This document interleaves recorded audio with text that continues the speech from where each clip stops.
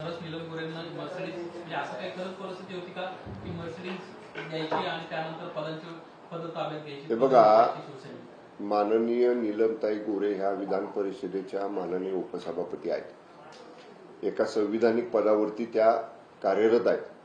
त्यामुळे त्यांच्या एखाद्या वक्तव्यावरती मंत्र्यांनी बोलताना काही या ठिकाणी त्याला संसदीय मर्यादा आहेत किंवा काही नियमावली आहे. त्यामुळे त्यांच्या व्यक्तिगत टिप्पणीवरती आम्ही भाष्य करणं हे काय मला योग्य वाटत नाही.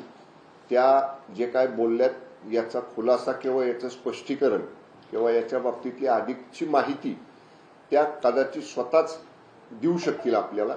त्यामुळे त्यांना काय अनुभव आले किंवा त्या कुठल्या पार्श्वभूमीवरती हे बोलल्या या बाबतीत त्यांनाच जर तुम्ही संपर्क साधला त्यांच्याकडनंच अधिक माहिती घेतली तर बरोबर.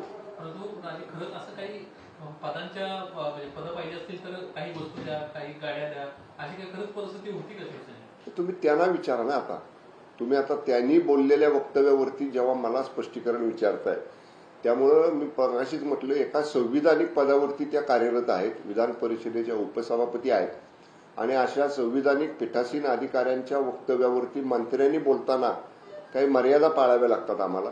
त्यामुळं त्या माननीय नीलमताई जे बोलल्यात त्या बाबतीतलं स्पष्टीकरण किंवा त्या बाबतीतली अधिक माहिती किंवा खुलासा हा त्यांच्याकडनंच घेणं हे उचित होईल. पण राजीव प्रश्न असा येतो की तुम्ही शिवसेनेत इतके वर्ष आहात, उद्धव ठाकरेंबरोबरच्या कार्यकाळामध्ये सुद्धा तुम्ही अनेक वर्ष आमदार राहिला आहात, मंत्री राहिलेले आहात.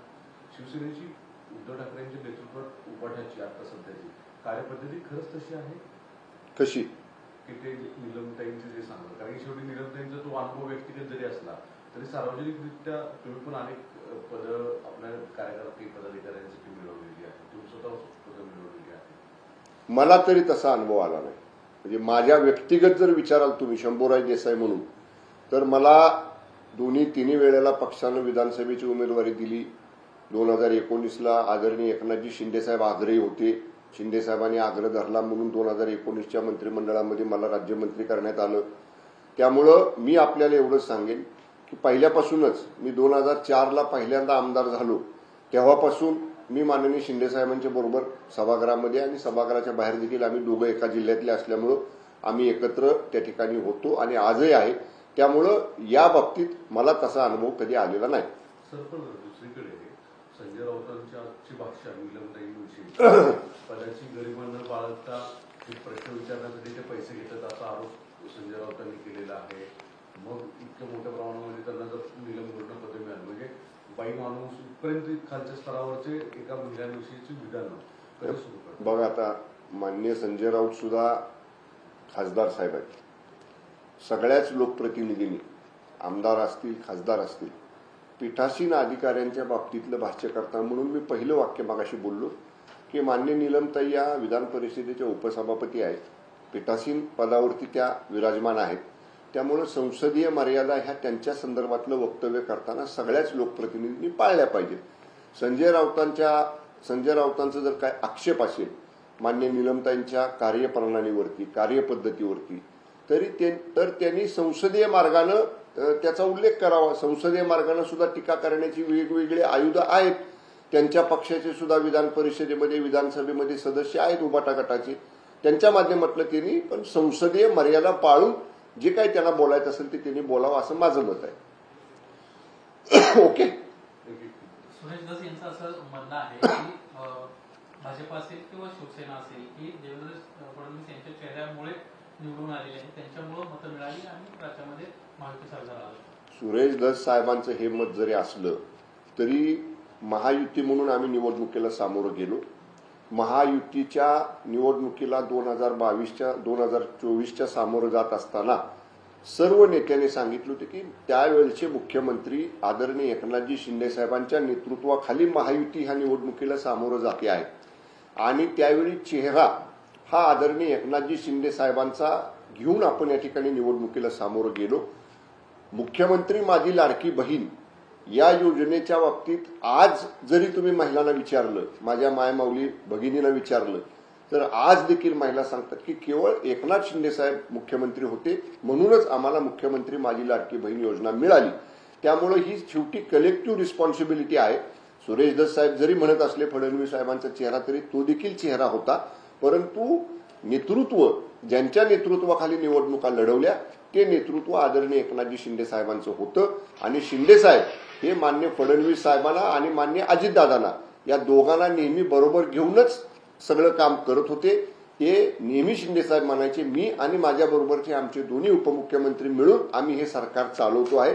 त्यामुळे आदरणीय शिंदे साहेब कधीच असं म्हटले नाहीत की मी एकट्याने ह्या निवडणुका लढवल्या किंवा माझ्या एकट्यामुळे झालं. साहेब नेहमी म्हणतात, आजही म्हणतात की आम्ही तिघही एकत्र होतो, आम्ही तिघांनीही प्रयत्न केले आणि म्हणून हे महायुतीला यश मिळालं.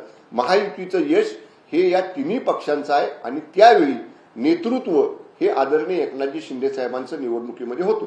काल निलंबोनी टीकेनंतर रश्मी ठाकरेंनी आज महिला पदाधिकाऱ्यांची बैठक घेतली. रश्मीताई या गेल्या कालावधीमध्ये सक्रिय थेट समोर होताना दिसत नाही, पण आवर्जून या विषयाच्या बाबतीत आज ते मातोश्रीला बैठका घेताना दिसत आहेत. तर ठीक आहे ना, बैठका कुणी घेऊ शकतं.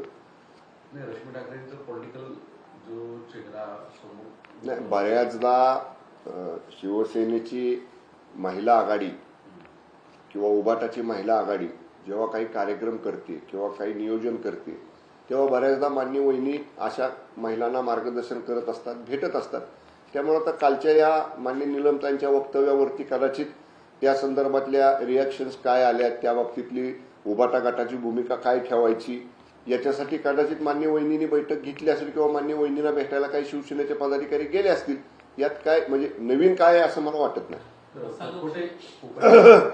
पद्धतीने कोर्टाने न्यायालयात कोणाचं माणिकराव कोकाटे त्यानंतर विधिमंडळाच्या वतीने त्यांच्यावर कारवाई करत नाही असं थेट राऊतांचा आरोप आहे आणि विधिमंडळाच्या कामकाजावर त्यांनी प्रश्नचिन्ह उपस्थित केलं. तुम्ही संसदीय कामकाज मंत्री सुद्धा राहिलेला आहात, त्याचं काय खरंच नाही. एक मला सांगा, मी मगाशी पण म्हटलं संसदीय कार्यप्रणालीची काही प्रथा परंपरा आहे.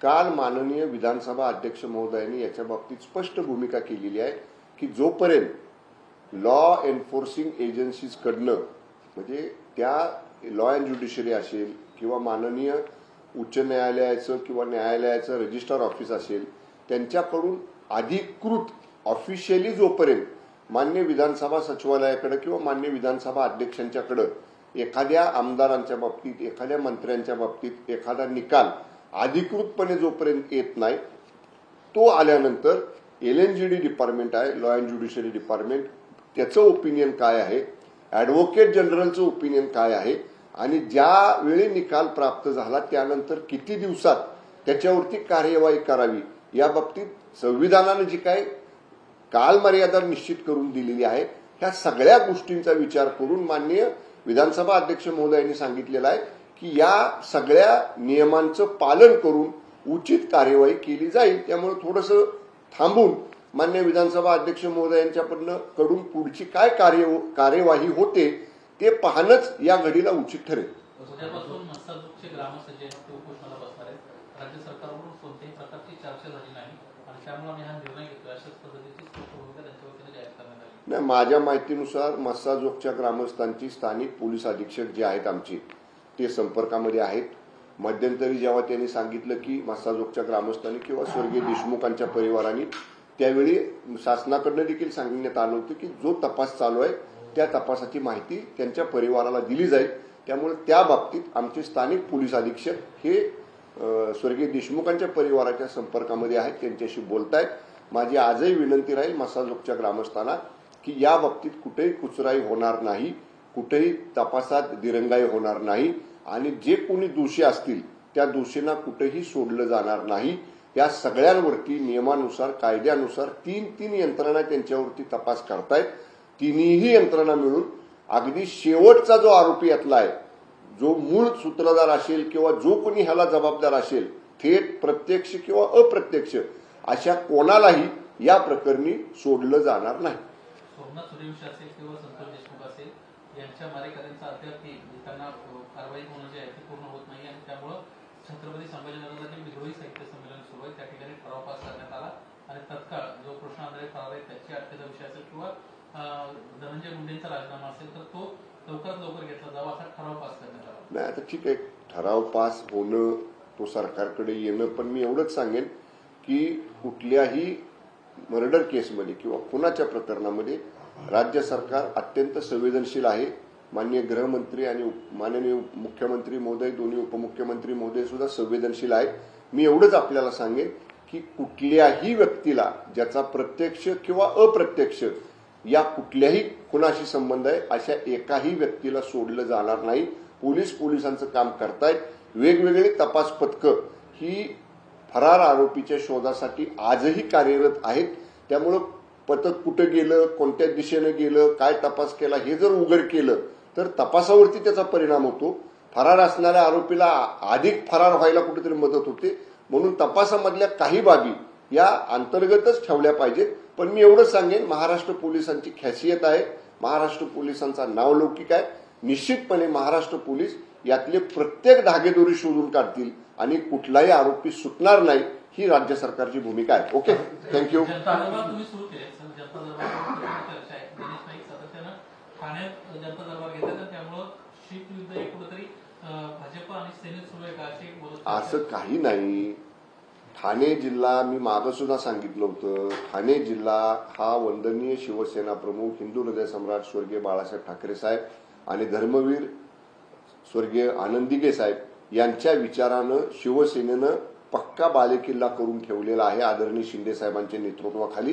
त्यामुळं आता गणेश नाईक साहेब हे नवी मुंबईतनं निवडून आले तरी ते नवी मुंबई ही ठाणे जिल्ह्यामध्ये आहेत. ते जिल्ह्यातले मंत्री आहेत आणि मंत्री कधी कुठल्या जिल्ह्याचा नसतो, मंत्री हा पूर्ण महाराष्ट्राचा असतो. आता उदाहरणार्थ मी मंत्री आहे, उद्या मी कुठल्याही जिल्ह्यामध्ये जाऊन जनता दरबार घेऊ शकतो. तसं माननीय मुख्यमंत्री महोदयांनी सांगितलेलं आहे की मंत्री हा काही एका जिल्ह्यापुरता नाही, मंत्री हा राज्याचा मंत्री आहे. राज्याच्या कुठल्याही कानाकोपऱ्यात कुठलाही मंत्री जाऊ शकतो. लोकांचे प्रश्न सोडवायला मदत होत असेल तर मंत्र्यांनी कुठेही जाणं आणि जनता दरबार घेणं आणि जनतेचे प्रश्न सोडवणं ही मंत्र्यांची बांधिलकीच आहे, मंत्र्यांची जबाबदारी आहे. ओके.